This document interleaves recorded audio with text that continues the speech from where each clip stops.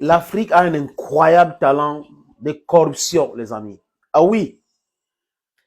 Air France a en difficulté au Niger, au Burkina Faso, au Mali.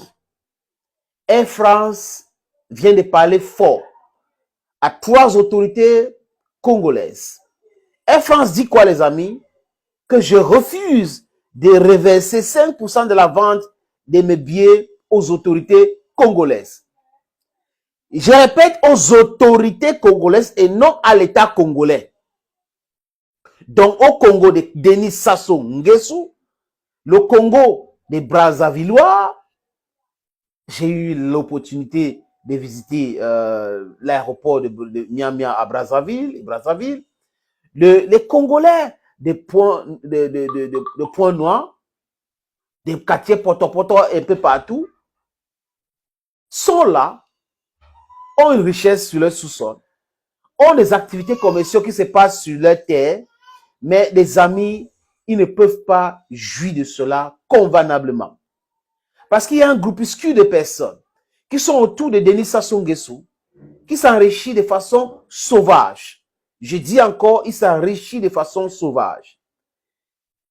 Dans les billets de Air France en destination de Congo sont 2 fois plus chers que les billets de Air France dans d'autres destinations en Europe et en Amérique. Et qu'est-ce qui explique le fait que les billets de Air France sont chers au Congo? Ils ont expliqué clairement.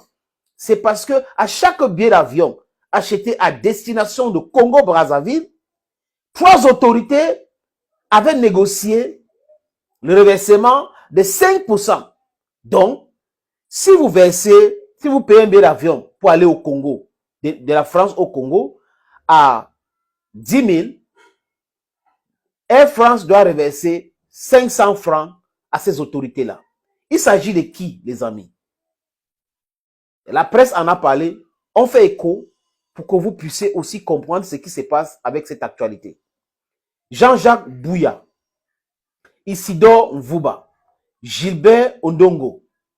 Voilà donc des gens accusés clairement d'être derrière ces micmacs-là pour rendre les billets d'avion à destination du Congo trop chers.